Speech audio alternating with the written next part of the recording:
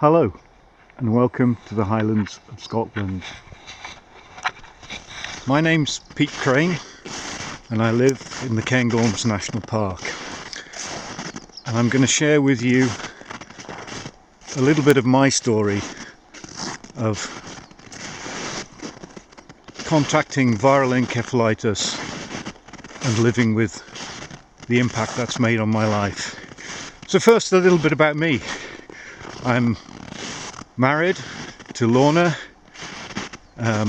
We have two grown-up children, Rachel and Joe. We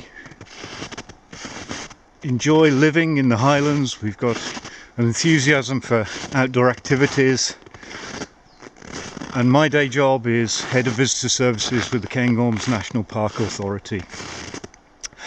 And nearly 4 years ago, in March 2017, I was up early in the morning at 8 o'clock meeting a landscape architect working on a project ironically called the Snow Road Scenic Route, and I felt dreadful. Flu was coming on and it was really bad, and it was really quite odd because even though I'd worked with Nick Bowen for over a decade on various projects, I couldn't remember his name. That morning went well. I went back to the office and came home and went to bed. By Friday the flu was so bad, we went to see a local doctor who agreed it was bad flu, but thought it would get better. Thankfully, my wife realised I really wasn't well, and 2 days later an ambulance took me to Inverness. And the second bit of brilliance that day was that in Inverness the doctor put me in an isolation ward and started treating me for half a dozen different illnesses, and one of those was viral encephalitis, an illness I'd never heard of. Then sometime Monday, Tuesday, I can't remember, a specialist came to see me and she held my hand. I think she held my hand. She certainly made a big impression. She said I'd treated this before and she really thought I was going to make a good recovery, and that really inspired me.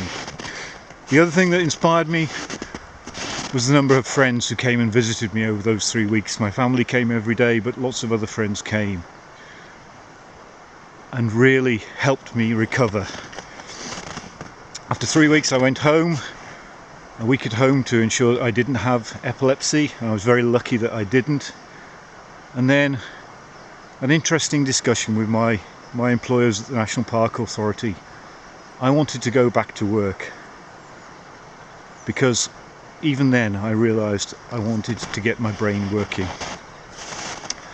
And work was challenging, but helped by my colleagues. My team of 9 were fantastically supportive. I think the people who felt the pain or found it difficult was, again, my family, when I returned home tired, exhausted and irrational.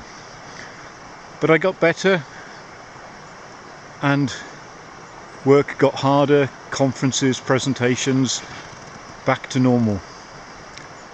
Well, I think it was back to normal for most people around me, but again, it was family and close friends who saw the difference. The Encephalitis Society and the website and the contacts and the information I made through that was fantastic and really helped my recovery. I think the gap was the support for my family. Lorna and I saw a psychologist 15 months after I left hospital, and that was very helpful and very useful about how we could work together better, but I think it came a bit late. It's also, living in the Highlands, very difficult to find other people to talk to face to face. In 4 years I've met 2 other people who've had viral encephalitis, and both of those have made a very good recovery. But without the contacts with Encephalitis Society, I'd be very much alone up here, I think.